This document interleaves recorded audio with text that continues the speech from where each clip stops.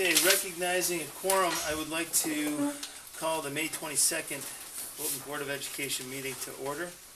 I see Dr. Richards will be here in just one moment. This is the second half of that, actually, because we did have an executive session earlier.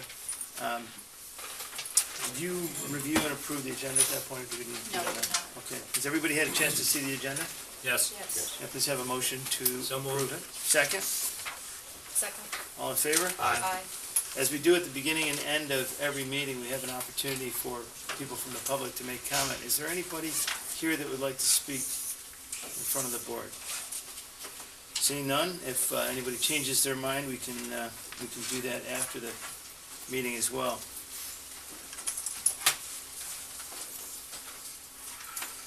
This is probably one of the more enjoyable Board of Ed meetings we have throughout the year. It's definitely more fun than the budget. It's more fun than some of the longer presentations that we've had. It's an opportunity to present the CABE Student Awards and the CAPS Student Awards. And we have 4 CABE Student Awards to present this evening.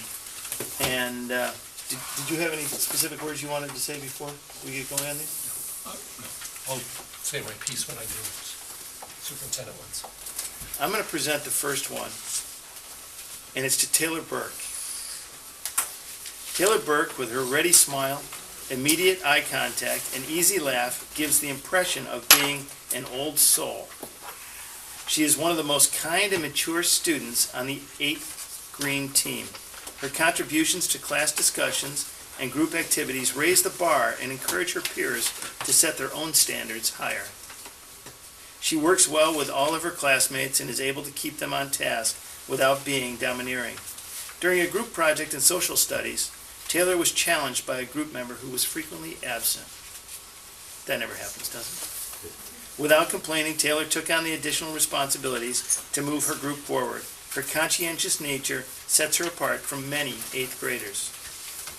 When presented with a challenge, Taylor takes it head on. I've seen her on the playing fields, and I can attest to that personally. She readily accepts the request to serve as a presenter of the Middlebrook Veterans Day Assembly.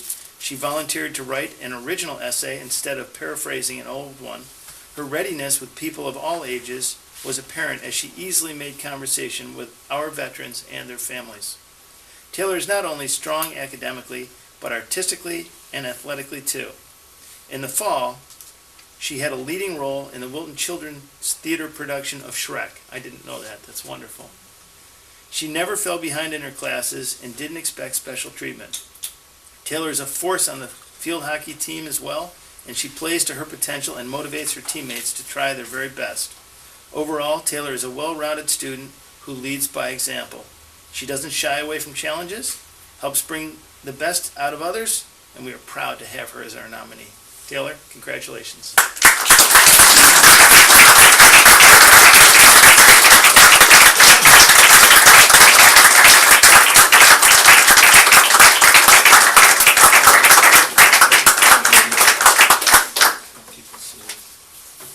Get a photo op here. Yeah. Thank you. Congratulations. Thank you. Laura, can you go next? Oh, okay. I'm presenting to a senior at Wilton High School. It's been my pleasure to know her since she was an itty-bitty. Casey Chase. Casey has taken the most demanding course load Wilton High School has to offer and has performed extremely well. She loves to run and is a member of the varsity cross-country and track teams. On the weekends and the winter, she travels to Vermont to ski. Over the past 3 years, she's become very interested in international relations. She originally loved learning languages, but then, through 2 of her courses at Wilton High School, Middle Eastern Studies and Advanced Placement U.S. History, she's become interested in foreign policy in the Middle East and Asia. She reads the New York Times every morning and enjoys reading books about and/or set in foreign countries. The summer of her junior year, she participated in a program at Yale University called the Yale Global Scholars Program, which focuses on grand strategy. Casey may designate her major field of study in global affairs and international studies.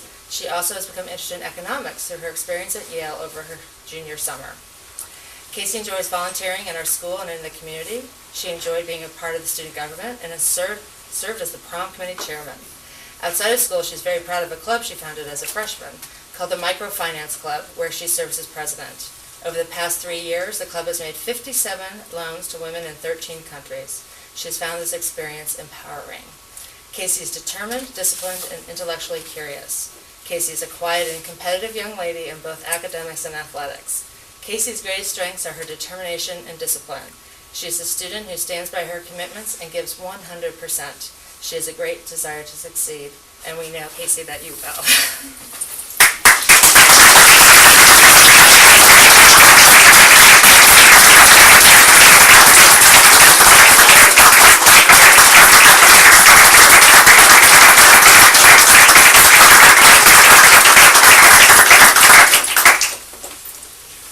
Okay, next, I have the pleasure to present Mr. Kevin Connolly. It did not take us long here on 8 Red to realize that Kevin Connolly was going to be a driving force in each of our classes and in all of the varied activities we move our students through while they're here with us. No matter the composition of a particular class or the nature and demands of a specific task, Kevin infuses the experience with an enthusiasm and confidence determination that captures everyone involved. Kevin is a sophisticated leader, able to bring his own fine thinking to bear on any situation, while always finding effective ways to engage any and all of his classmates in the construction of a solution to whatever problem or challenge we teachers might present. These skills are recognized by his peers who elected him to serve as the independent Fairfield chairman. Interesting comment here. Kevin is as steady and composed as the most seasoned veteran, and as enthusiastic and innovative as only the freshest newcomer can be. Quite a combination. A most active member of the Middlebrook community, Kevin is heavily engaged in athletics and public service, always optimistic and sincerely courteous. Kevin has, throughout the year, lifted and renewed the spirits of everyone here on 8 Red, and we know we would have accomplished far less without his presence. Kevin.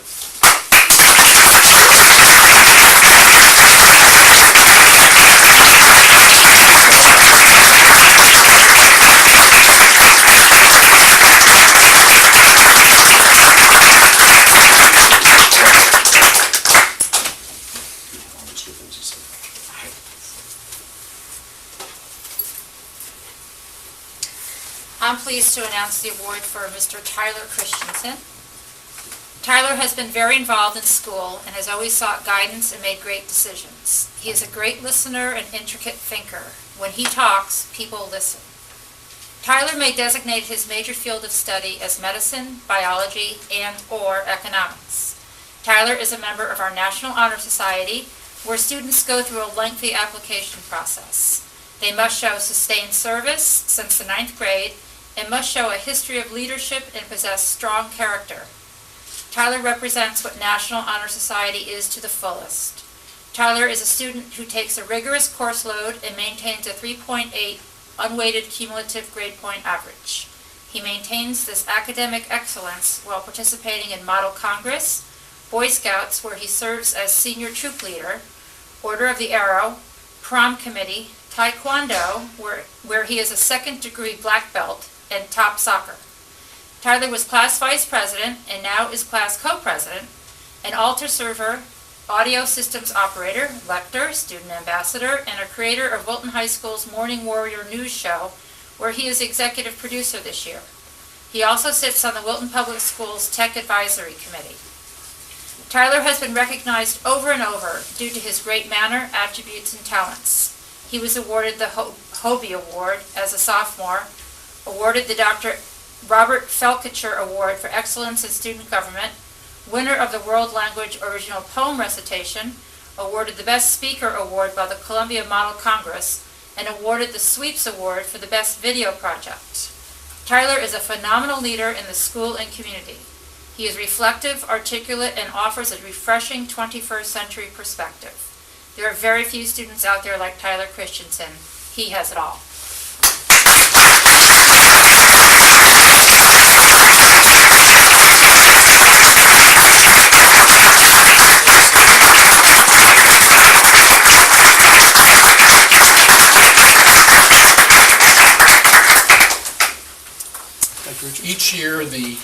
Connecticut Association of Public School Superintendents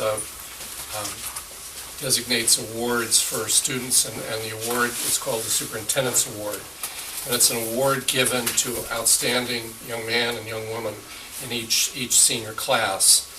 It's my honor tonight to present these awards on behalf of the CAPS Association. The first award goes to Nicole Berg. Nicole is a dynamic and involved student.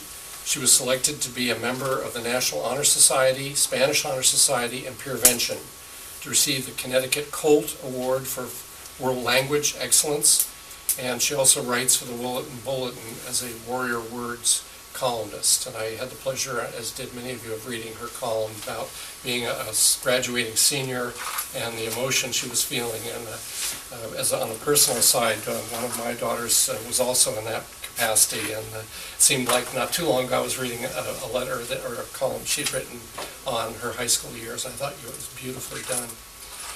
Nicole is Vice President of the Key Club, Student Chairperson for the Wilton Education Foundation, Relay for Life Captain, and an active member of Art for the Heart. Nicole plays field hockey and runs on the indoor track team.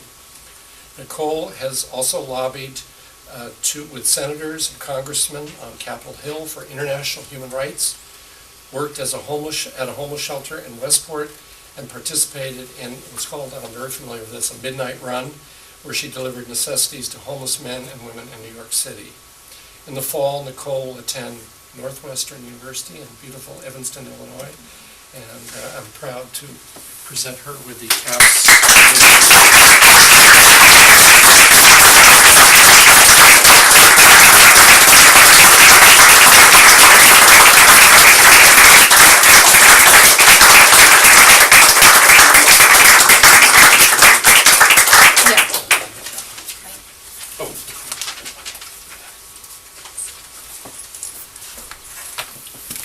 The second award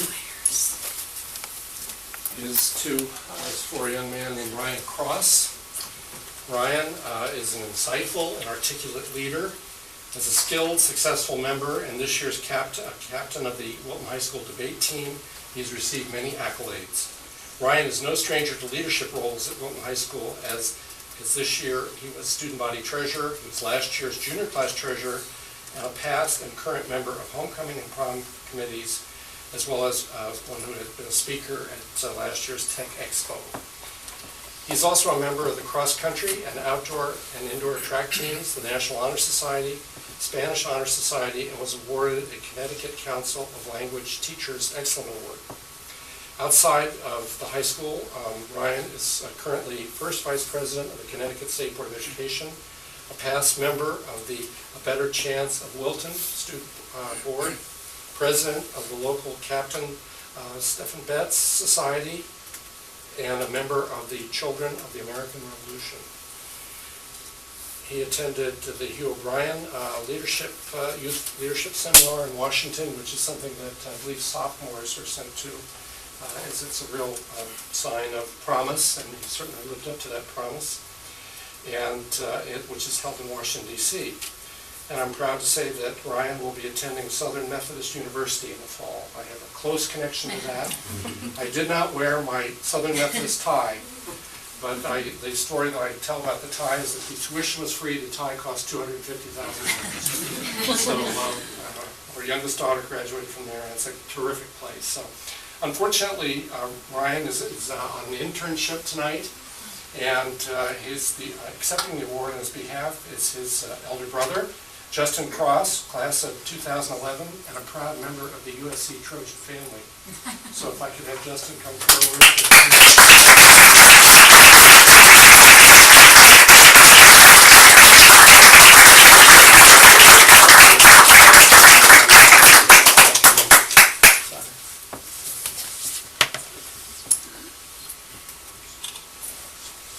Please give him my congratulations and final.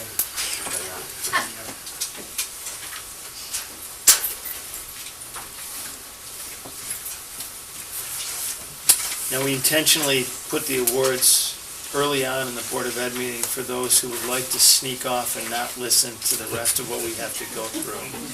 So you are welcome to do that right now if you'd like to.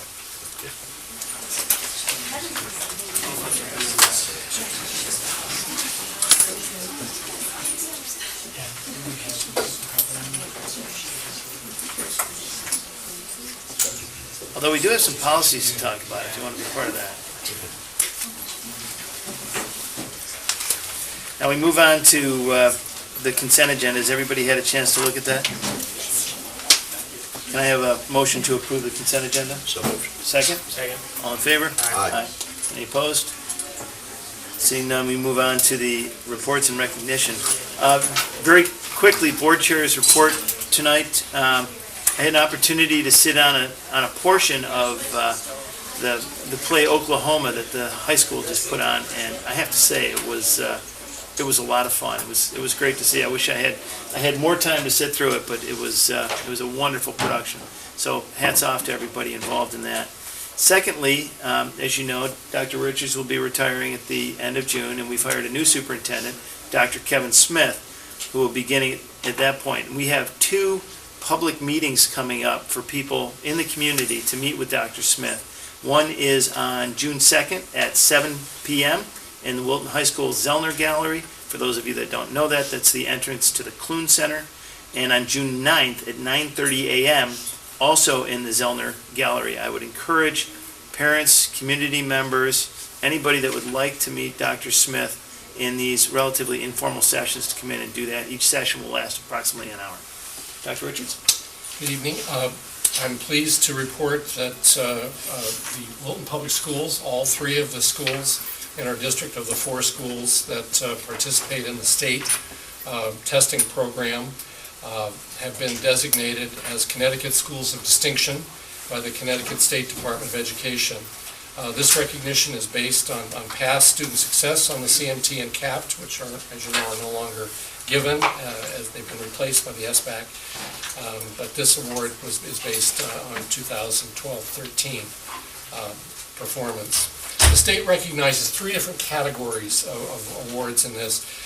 One category honors schools with students in so-called subgroups. These are groups that have traditionally been underperformed for a variety of reasons, and include students with disabilities, English language learners, African American students, Hispanic students, and students who are eligible for free and reduced lunch. And whenever we talk about the achievement gap, oftentimes the achievement gap conversation is focused on some of these subgroups that are reported out separately as well. The second category recognizes the overall improvement of schools in their performance. The schools that have shown greatest improvement over the period in question.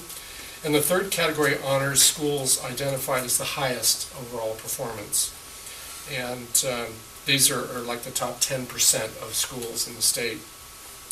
Cider Mill School and Middlebrook were recognized in the highest overall performance, and because of the way the subgroups play out, Wilton High School received recognition for the highest performing subgroup, which was students in the special education program. So I think that's a real tribute to our program, where you have students showing such great improvement and achievement despite learning disabilities that they have.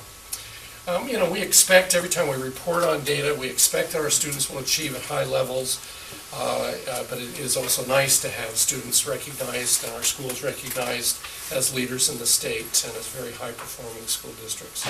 So at this time, the state sent us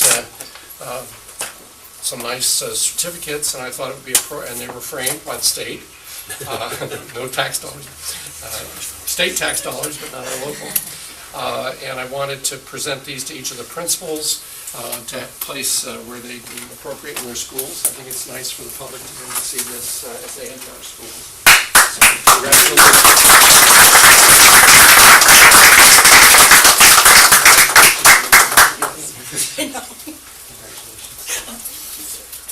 For Middlebrook, congratulations on high performance.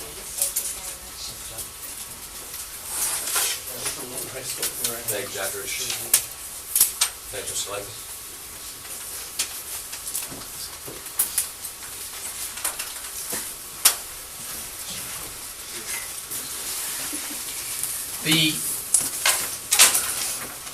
I echo Mr. Likely's remarks. This is a fun meeting when you get to have these kinds of opportunities.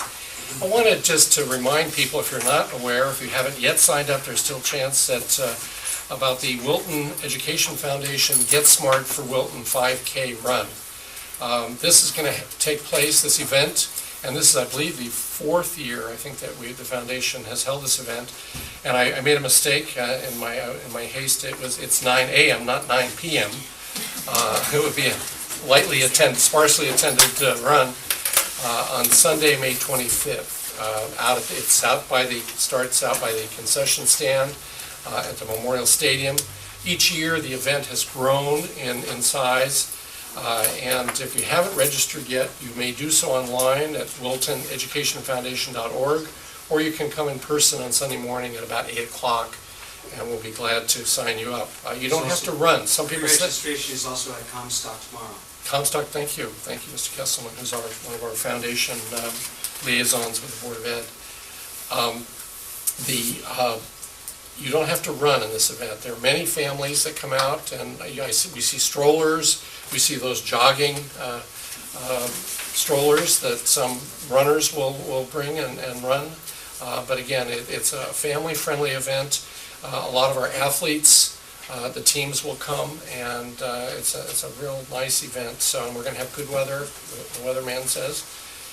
So we urge you to come and join us. It's really quite, and it's over, people are done pretty much by about 10 o'clock. So it's just about an hour of your day on Sunday, and I think you'd enjoy it. Third announcement I wanted to make is to congratulate a group of Wilton High School sophomores, consisting of Tori Baggio, Amanda Craven, Elizabeth Craven, Grace Kelleher, Jessica Kopska, Corey McDonald, Ian McDonald, Olivia Phelan, and Lauren White, who have just won statewide recognition in the 2014 Challenged Educational Citizenship Award Program for their project, Rock Away the Storm with Books. You may remember in the fall, Mr. O'Donnell had worked, and the PTA president, Claire Craven, had worked to raise books.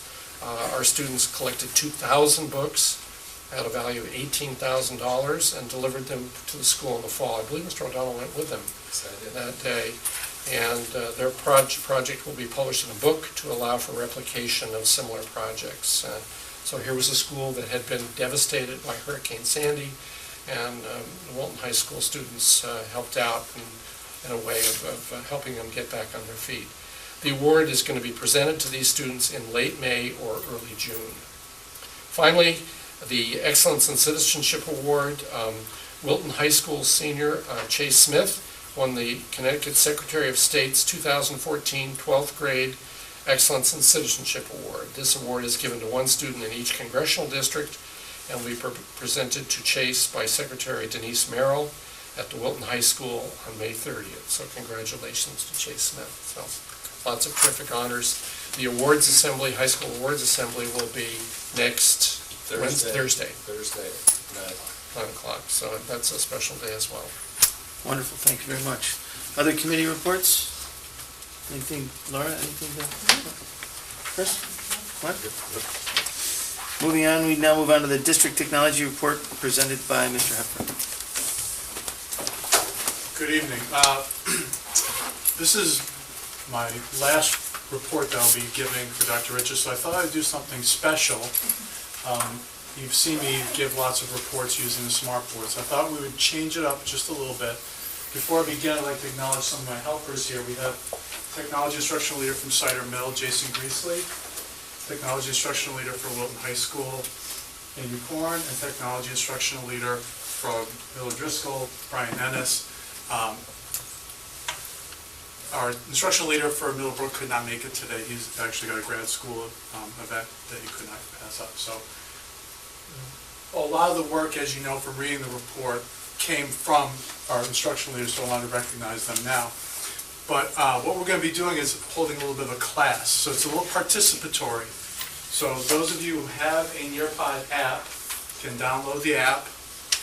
Make sure you're logged on to the Wi-Fi, and make sure you're on the WPS guest. It works better.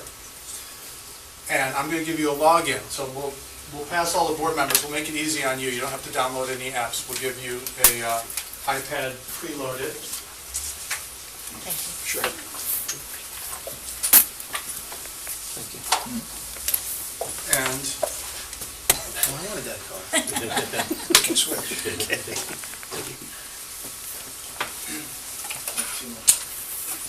order to join our class, you're going to log in with this PIN number up on the board.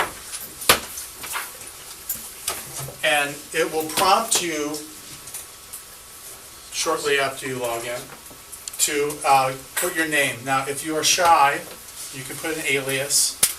You'll notice that when teachers use this app, they have the opportunity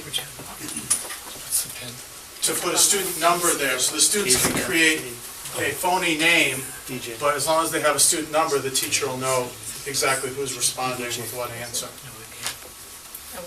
Is everybody okay? I have teaching assistants who are here to help you. You need a join session. Yeah, just done.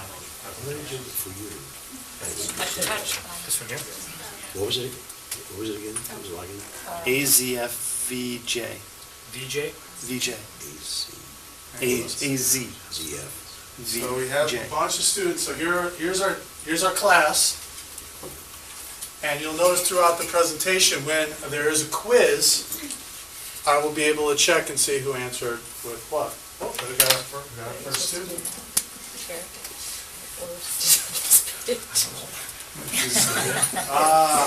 Mine's still doing the rotating deal here, man. Is That that would we right? supposed to just make up a name? You can make up a name. It could be our name, but it could We be. don't have a. He told me to put in an alias, Depends so I on, put in an alias. depends on how brave you are. I think it's in first like.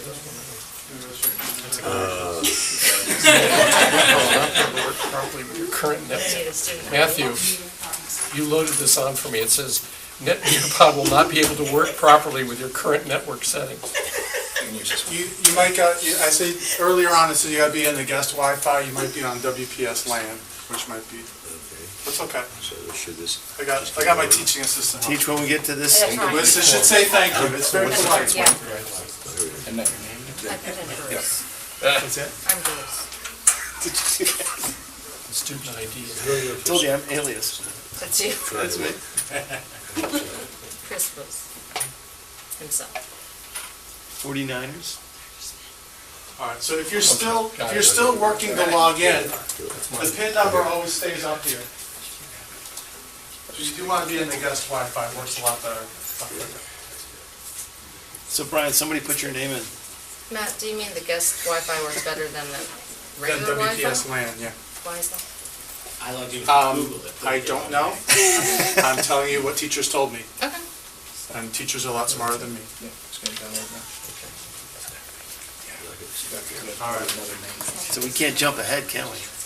No, the first thing you'll notice about this is that I control you, so the teacher has the ability to make sure that all the students are on the same page here. These can be given as homework, so students can actually self-pace through these, but a lot of times teachers want to make sure that students don't wander off and stay focused, so I'm going to focus you today. We'll start by talking about the Tech Advisory Committee. That's a body that has been around since 1991, and it's really our functional think tank for technology in the schools. We meet quarterly, but we actually end up meeting more often than that because a subcommittee of the Tech Advisory Committee plans the Tech Expo every year, so they have 2 or 3 additional meetings. The Tech Advisory Committee has grown over the years. We've really tried to make it a representative sample of all the stakeholders. So we have student representatives, we have teachers, community members, administrators, PTA members, and we try and get a cross-section of all the people who might be able to inform us about technology. Every 3 years, they help write the technology 3-year plan that we're required to submit to the state, and next year will be a writing year. The state, with everything going on, has been very quiet about this 3-year tech plan, so I'm assuming we will have to write it again next year, but they don't have a state tech director anymore, so some of the leadership there is lost. The Tech Expo this year was held at Wilton High School.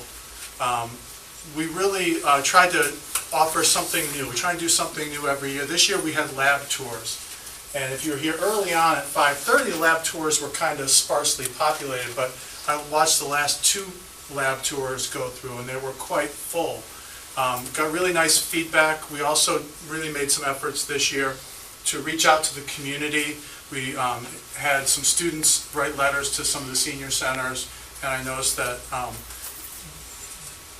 we had an increase in participation this week. So the efforts that we made to reach out to the community seemed to get about a 10 to 15% increase in our turnout.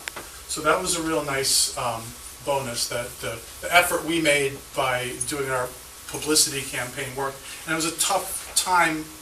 We had it the Tuesday after vacation, so telling people before they go off on vacation to remember about something that happened right after vacation, I was real pleased that we still had an uptick in our participation.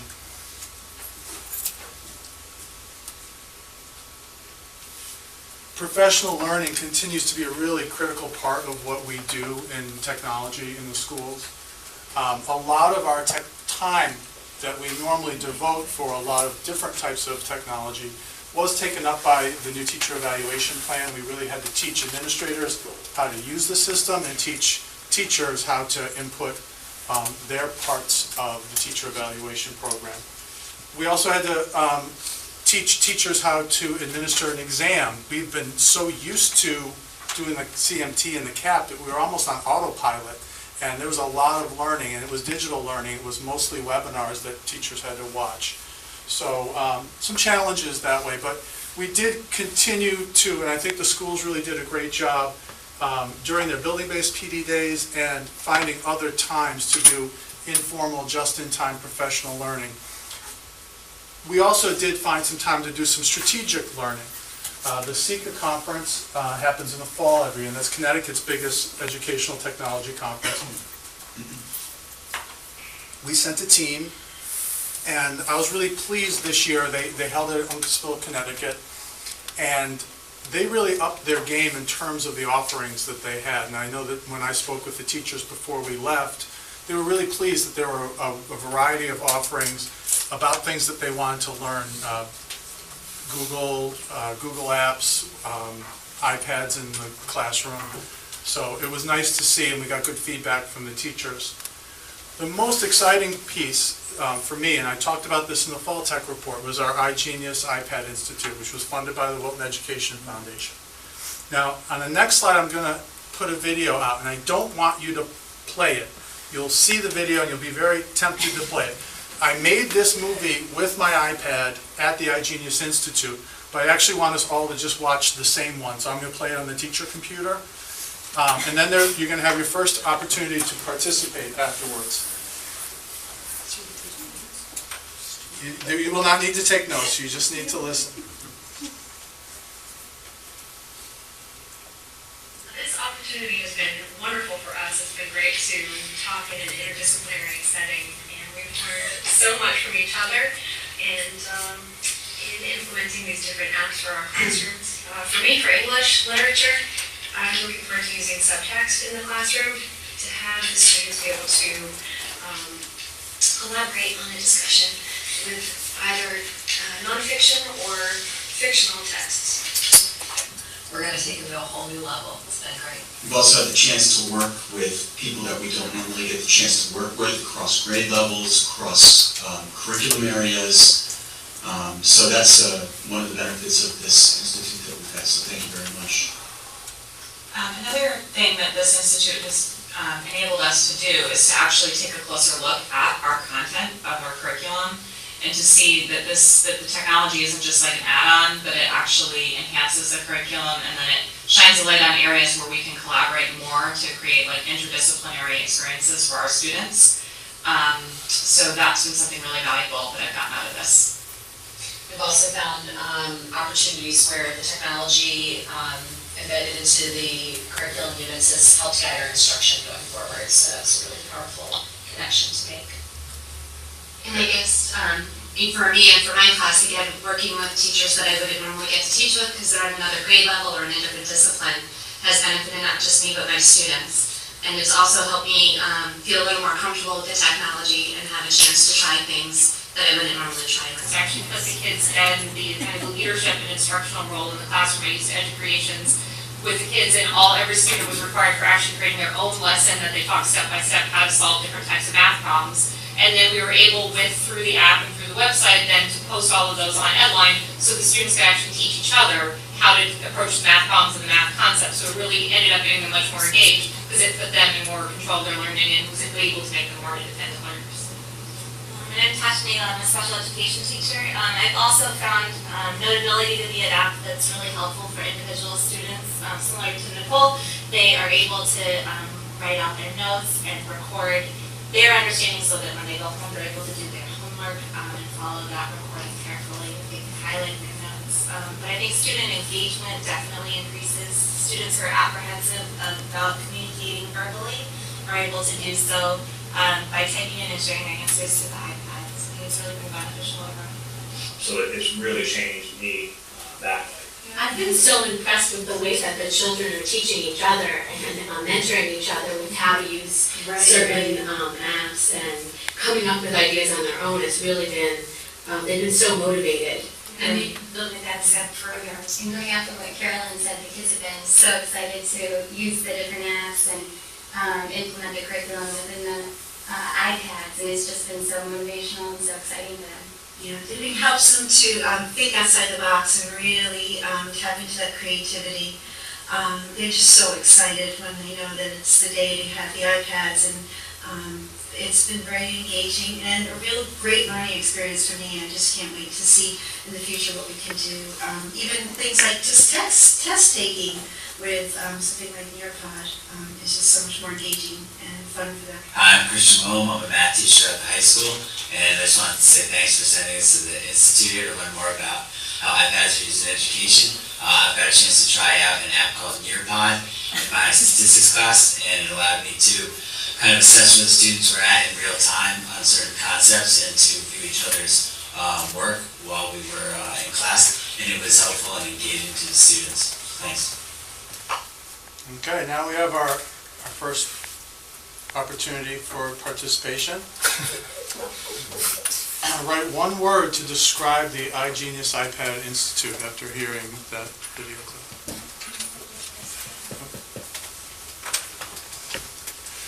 She's cheating. There we go. It's not responding. I hit enter and it didn't do anything. Okay, there we go. We'll say thank you. If you have an iPad, you might want to, you need to touch the little the keyboard button, and it will allow you to submit. Right there. And then you can hit the submit button. It's a glitch in their app. I mean, it gives a little feedback. Return. Yeah, hit the little keyboard, see the little keyboard icon? Yeah. Way at the bottom. Right there. And then you can get to the submit button. All right, so here are our words. Engaging, motivating, inspiring, exciting.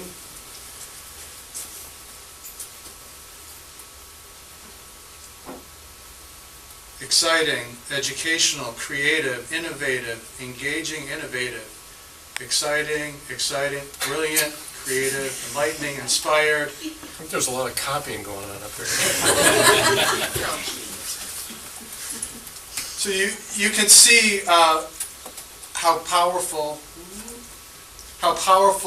that institute was for our teachers, and how that learning went right back into the classroom. So we're real excited about that, and we're hoping we'll talk about when we talk about the future, planning another year of the iGenius Institute. Obviously, you could see that the teachers who had it were quite valued. Another part of our educational piece is how we educate our students and our community members about positive behaviors. And we used to have these programs, and actually these two gentlemen have been giving different programs for a number of years now. The gentleman on the left is Senior State's Attorney Rich Colangelo, and the gentleman on the right is former police officer Scott Driscoll, and they used to give internet safety lectures. And what I've noticed over the years is they really transformed into really talking about digital reputation.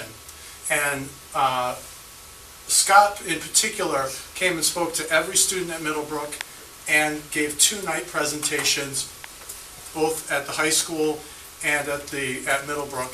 He also spoke to every freshman. He came in the fall and he came in the winter. And so there was at least a clear message to our students about digital reputation, the idea of your digital footprint, the behaviors you have in the world of social media. And Rich Colangelo did a similar thing to a large group of parents at Cider Mill. What we also noticed that these parent groups, no matter what building they were held in, we had parents representing all of the schools. So we really had a nice broad reach for our parent community and a nice reach for those students who are now in that age where they're starting to use social media, all getting a consistent message. And these guys are both professionals, real funny, interesting, engaging, and they really know how to speak to young people and parents.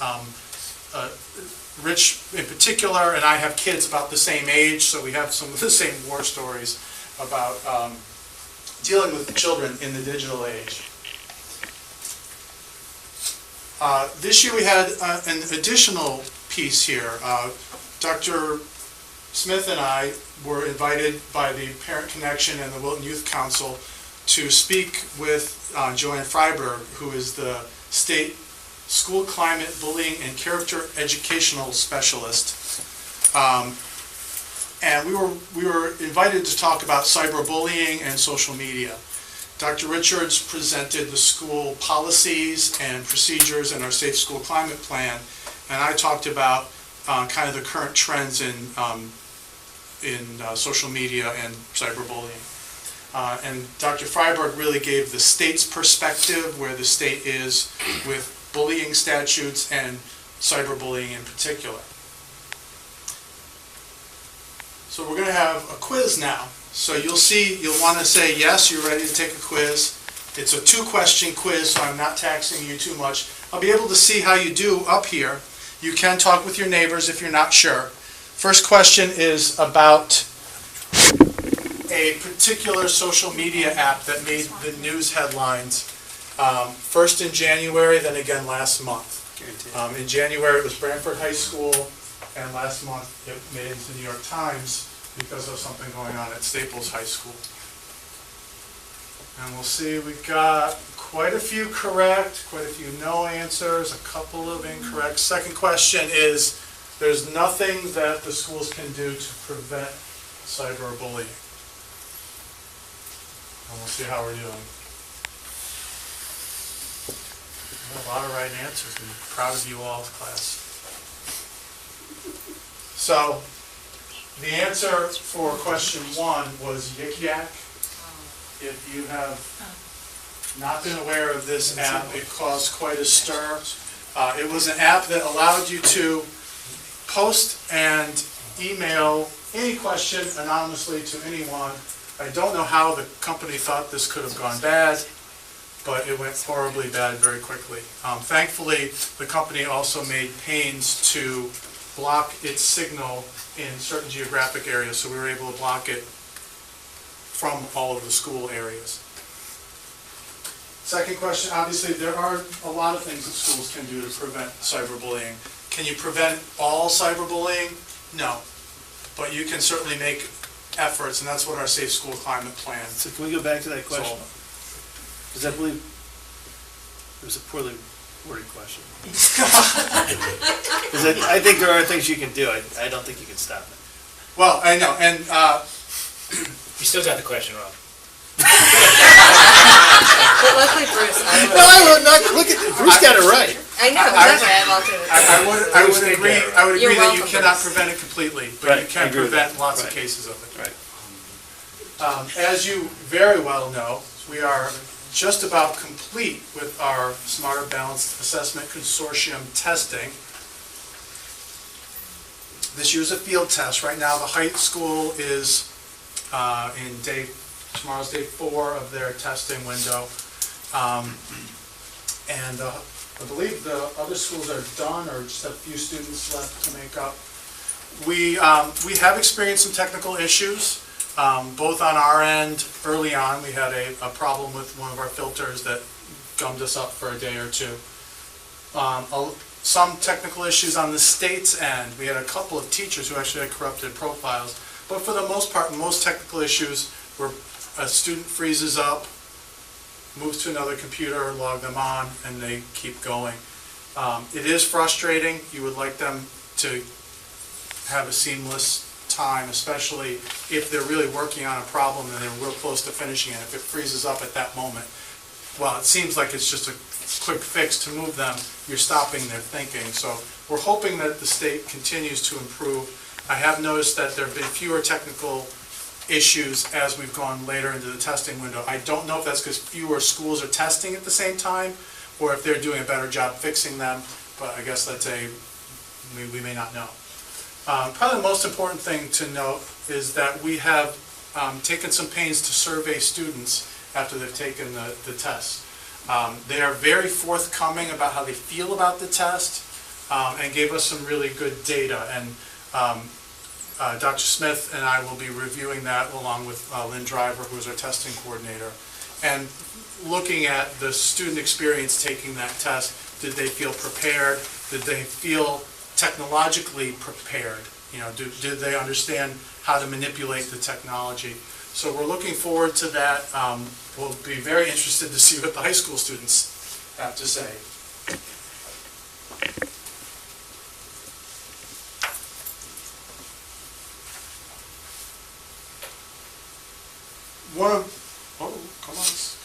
Come back. One of our big initiatives at the district level is the virtualization of our servers.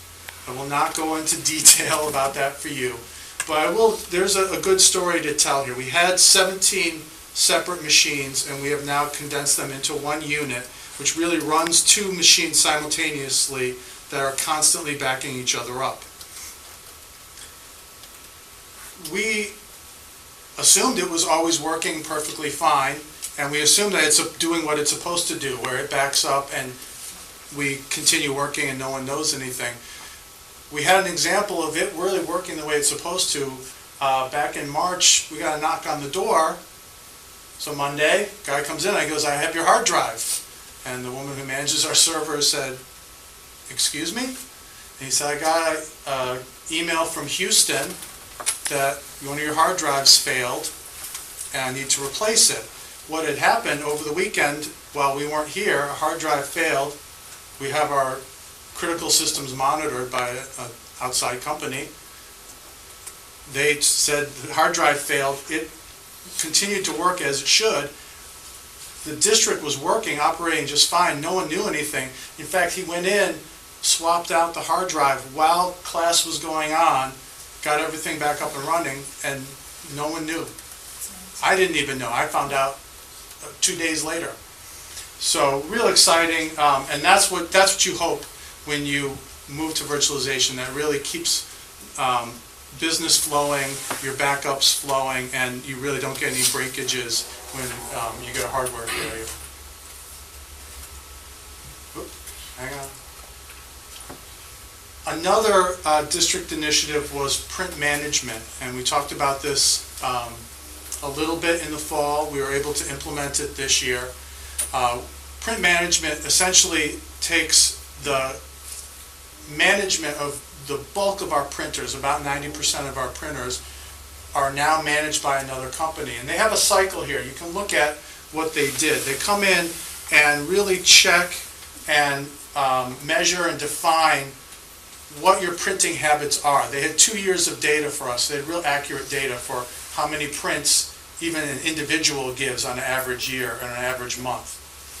Then they came up with a plan for managing our printers, where instead of each individual buying their toner from a different company, they centralized it, and they centralized the repair of our printers, which, you may say, well, I don't know, how could that save money? Well, they actually have repair trucks full of parts, and they can keep our printer fleet up and running quicker and more efficiently and for a lot longer than typically we would. Typically, if we find that a part is worth more than the printer's worth, we're going to buy a new printer. This allows us to actually keep printers a little bit longer and really keeps the business continuity model. Again, you have that ability to make a call to one place, get it fixed within a few hours, and continue working. So we're going to go on to our next quiz is really just a one question.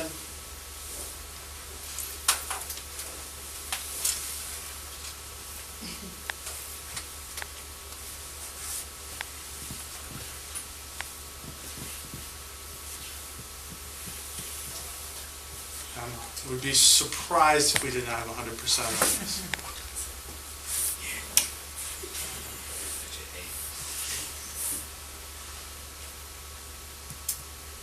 And the correct answer is D, all of the above.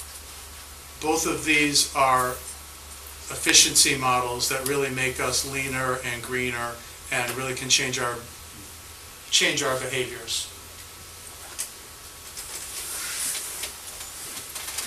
So what does the future hold for us? You know, we just passed our budget, so we're real excited to be able to implement a lot of the projects that we have been talking about. So in terms of virtualization, year 2 is where we're going to talk about doing a pilot of desktop virtualization. And that's where you can log in from almost any device and see your desktop as if you were sitting at a regular computer station. In terms of the Smarter Balanced Assessment Consortium, obviously we're going to be looking at that data over the summer and planning some instructional shifts, maybe doing some teacher professional learning about different things they can do in the classroom to prepare them for the technological skills. We may need to think differently about our keyboarding program, making sure that students are comfortable keyboarding. Our teacher evaluation, we're going to be using a different tool to store our teacher evaluation program, so we're going to have to rebuild that system over the summer. So there'll be some professional learning. Again, this system's a lot more user-friendly. We've have some neighboring towns that are using it that say that it really required very little professional learning. So we're excited to make that change. Dr. Smith and I already addressed the board about the Performance Assessment Design Initiative. This summer we'll be designing our performance assessments and we'll be piloting them in the year. So we'll be excited to be able to update the board throughout the year next year. There will be some policy changes that will be necessary.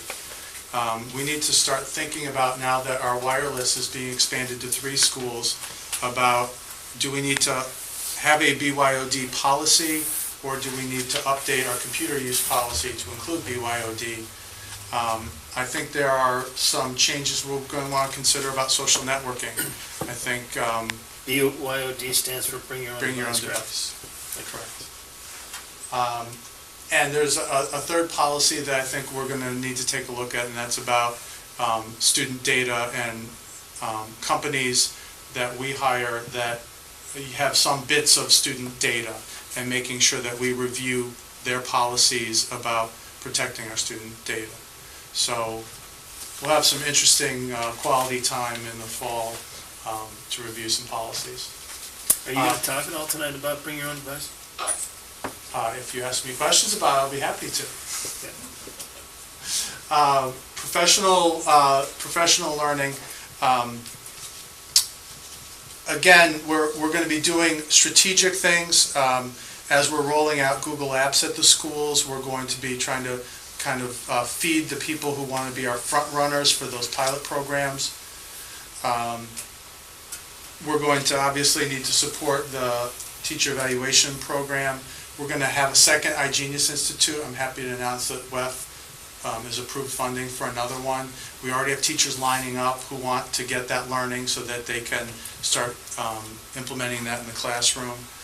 And another piece that I'd like to talk about, and I think Dr. Smith talked about this during the staff development report, next year part of our requirement as a district is to have a comprehensive personalized learning plan.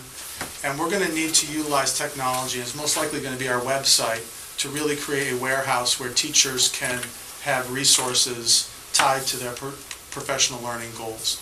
And we're going to really need to use some technology for that. The last part of the report is our project evaluations. Reading through them, it may seem a little deja vu-ish. A lot of these things that we're evaluating are continuations of projects from previous years.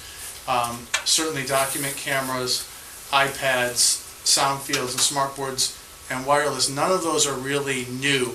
It's not a new initiative. It may be new for that school, but a lot of the write-ups are probably things that you expected to hear.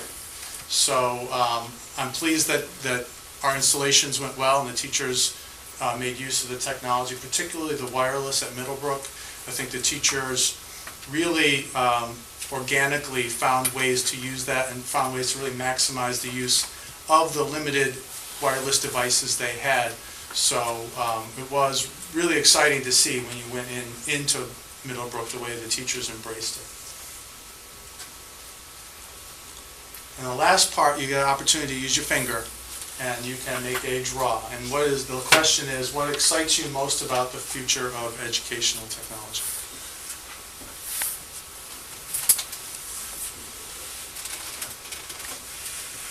I didn't realize we have this many students. I didn't think we...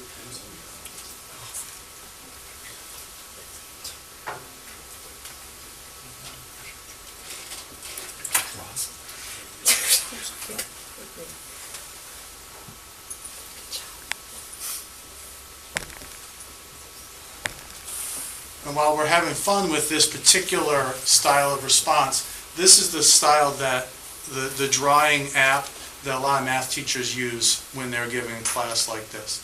That way all the students can see what everybody's answering. They can see if they have the same approach to the math problem. iPad, very nice. Really?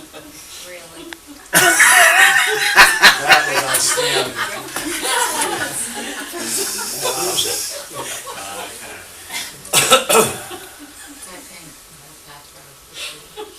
There's no question.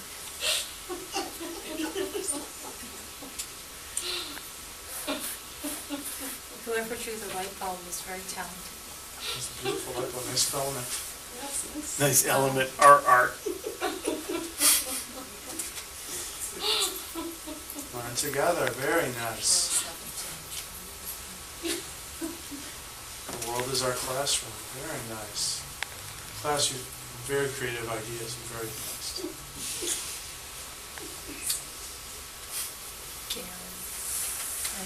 Creativity. It's a concentration. It wasn't a good representation of the world. Where are the comments? All right.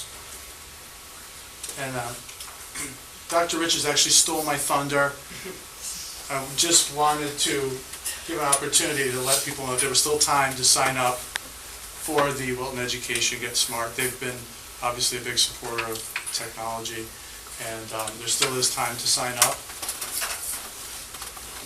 And I always cite my sources, so any images are listed. You need to model good digital citizenship. So I am happy to take your questions now. I appreciate you all taking the time to participate and indulge me today. In your movie, one of the teachers commented about how excited the students were that today was iPad Day. Yeah. How often does that happen? How often are kids excited that it's iPad Day? How often is it iPad Day? Brian would have to answer that. At Miller Driscoll, currently there is one iPad cart for the whole school. Now, we did pass a budget, so we are adding more iPad carts, but maybe Brian can answer. Brian, how often did classes get? We ran an iPad pilot program for K1 and 2. We picked 4 teachers per grade level, and they got the iPad. Each grade level, each teacher got it every day for 4 straight weeks. And then we're reevaluating to see what we need to do better next year to roll it out to all the classrooms with a schedule depending on what passed through our budget. We also had to unfortunately take an iPad cart out of Middlebrook budget. How, That was a Chromebook cart. or I'm sorry, the Chromebook cart, how significant, how are we gonna get around that? And I realize that that's tied to this. Right now, I'm doing a careful inventory of our computer replacement, and I'm trying to see if there's some way to shuffle around. I don't know if I'm gonna have enough money to be able to somehow find the money to get maybe just the Chromebooks but not the cart. But it's hard to get the Chromebooks without the cart because you need to charge them all up. There's just no you need a centralized place to charge 30 iPads. That said, I did find a vendor who came in with a cart that was about half of the price of the carts that we've been buying. It doesn't offer the sync capabilities, but you don't need that for a Chromebook. You just need to be able to charge them. So we might be able to do something. I don't know that we'll fully be able to reclaim that project, but we'll do the best we can. Obviously, we want to support them. Thank you. So how quickly can we roll out BYOD? That'll take some pressure off of spending on hardware. Well, it's an interesting question, and Westport's having this debate, New Canaan's having this debate, and we had this debate at the Tech Advisory Committee last week. I think that the tipping point's going to come once we stop buying paper textbooks, because at that point everybody's going to need to have a device. I think we need to find out which school districts have done it well and model our behaviors after them.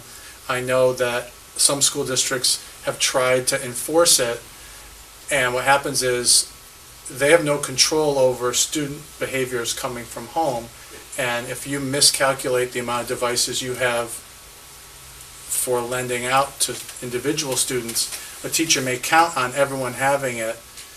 I think you need to make sure you have a plan where you can backfill so that you can have a 100% assurance that everybody has a device in front of them when you need to teach a lesson. No, I understand some of the challenges. Corporations have been implementing these policies over the last several years. That's clearly one of the challenges, but the sooner we roll out BYOD, the faster. Well, I guess the question is, at what point do you encourage it?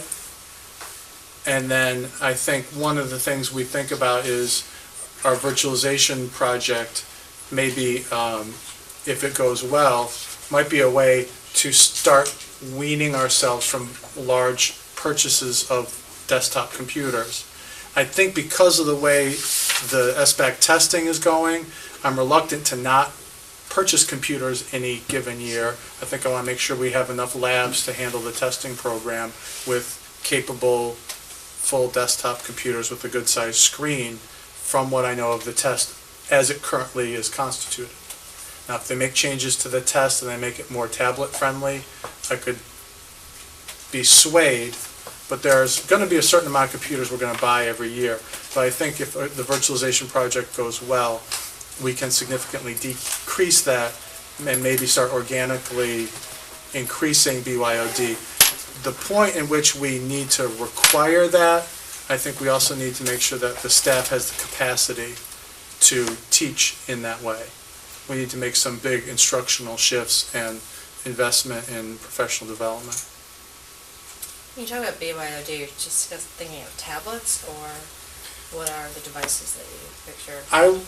What I would picture is, at a minimum, an iPad Air. I think you want to have a certain amount of screen. That's another piece that we found. A neighboring town did a BYOD program. Then they surveyed students October after they implemented it and found that 60% of the devices were iPhones. Well, iPhones are great maybe for looking up information, but typing an essay in Google Docs with your thumbs is not going to work. So I think at the minimum you need to have a tablet and at least enough of a keyboard where you're not just using your thumbs. I think I sat in on the technology committee meeting, and what they were talking about, it was a really nice, thoughtful conversation. They were talking about essentially a hybrid solution where the major thrust would be BYOD, but they might have a series of systems perhaps in the new version of the library where you could check a device out in the morning if you didn't bring yours in. And if there was a child that didn't have the financial wherewithal, maybe one that was on the lunch program, there would be one provided. And then I had also brought up the concept that I'd heard in another school district where there could be a leasing program where a family could lease a device and also have insurance on it, obviously, so that like, not if it gets dropped, but when it gets dropped, it would be replaced. And I think the other piece that, where you get the gray fuzzy area when you have BYOD is who's going to manage those devices? You know, teachers are not technicians. We only have one technician for the entire high school. And if you've got 1,200 students, each with a device, and 10% of them go wrong, break in a given day, or 5% even, there's no way for that one technician to be in that many places to make sure that there's continuity of learning going on.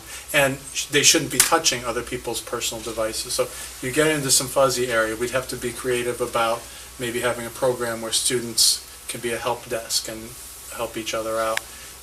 Again, these are things that are, I think, learning from other school districts who've had successful BYOD programs would be very helpful for us. I mean, there are certainly many challenges, but also many opportunities. When can we expect a proposal on how to implement BYOD?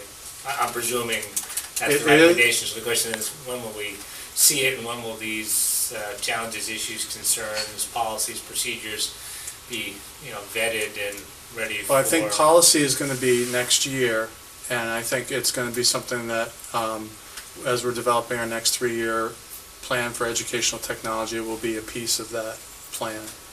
Any opportunity to accelerate the development? Of course. One man's view. Other questions? Thank you very much. Thank you. We now move on to the financial report from this post.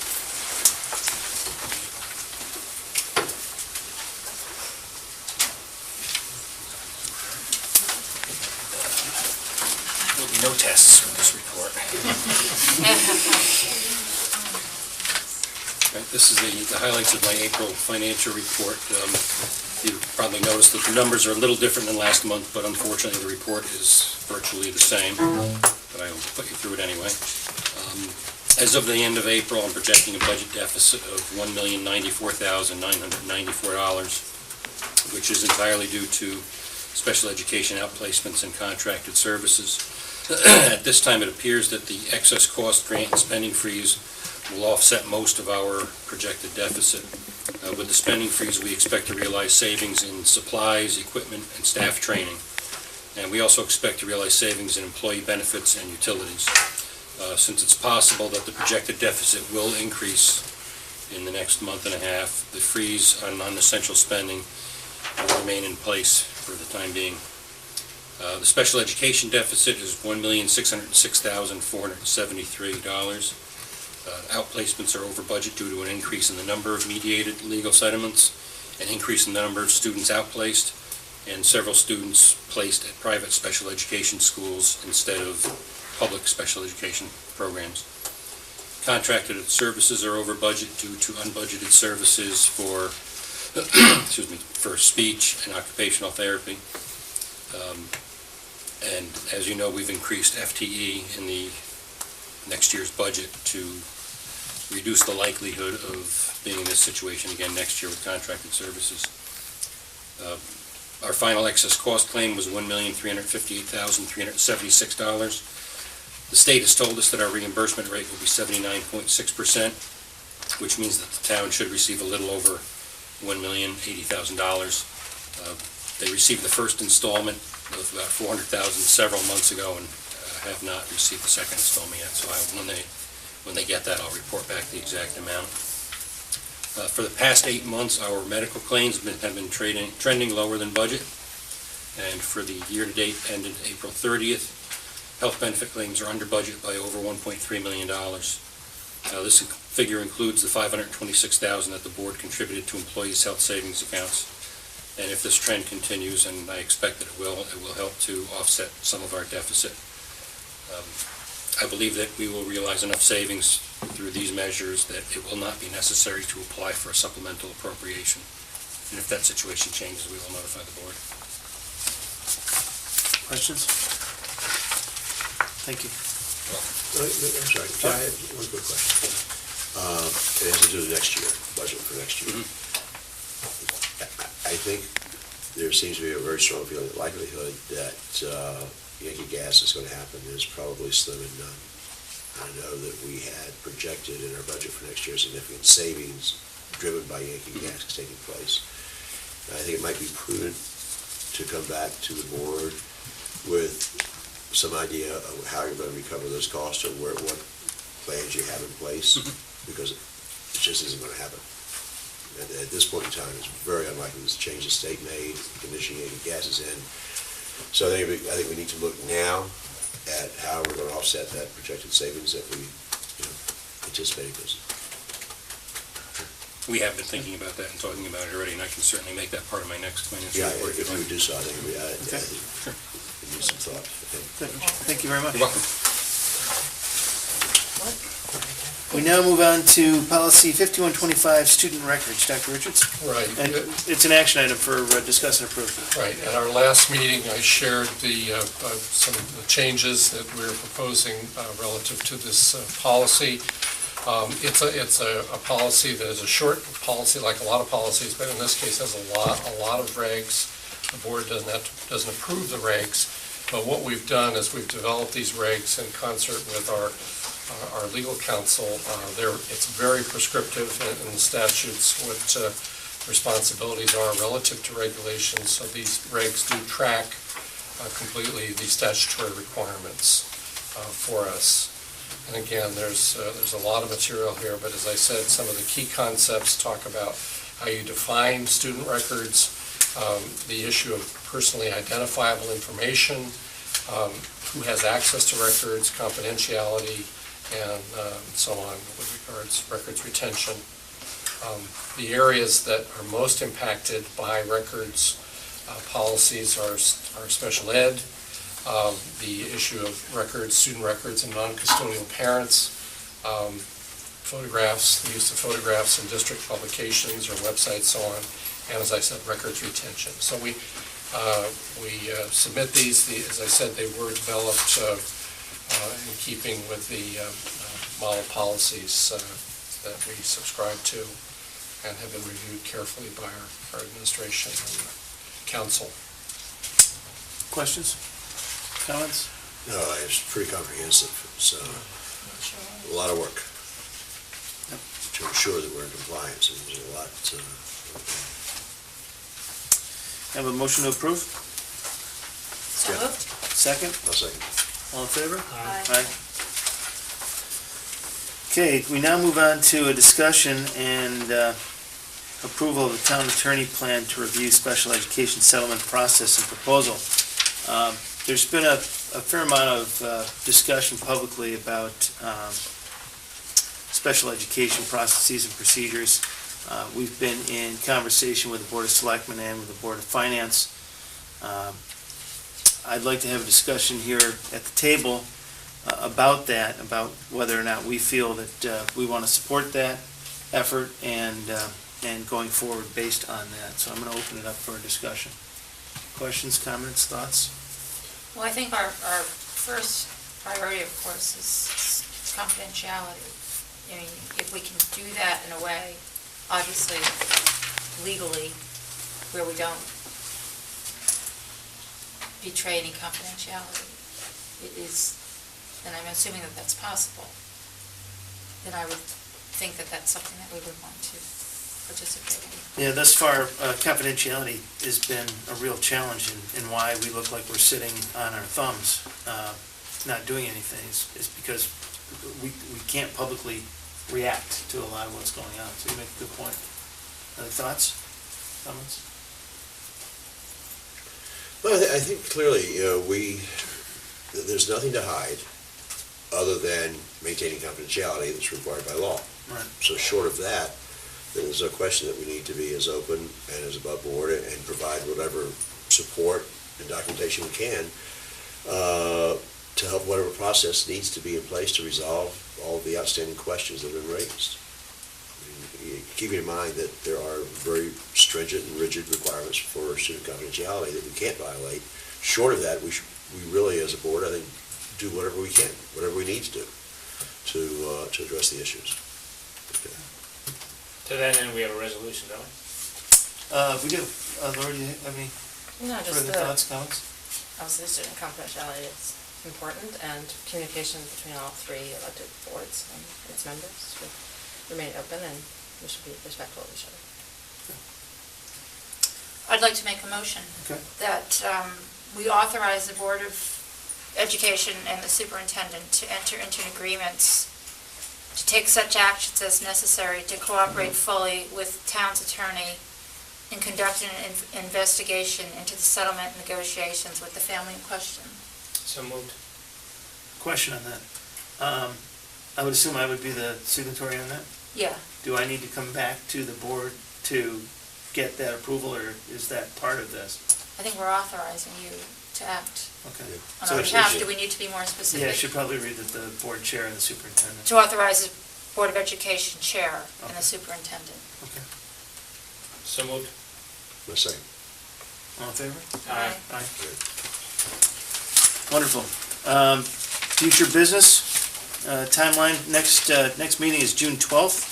It's a regular meeting. It's in this room at 7 PM. And as an informational point, there should be an enrollment report at that point. As we do at the beginning and end of every meeting, we have opportunities for comments from the public. Is there anybody from the public that would like to speak? Seeing none, I'd like to remind everybody, we do read the Board of Ed emails, boe@wilton.k12.ct.us, and I look for a motion to adjourn. Aye. Second? Aye. All in favor? Aye. Thank you, everyone. Let's see if it's. I was gonna Chuck, thank you. This one's mine.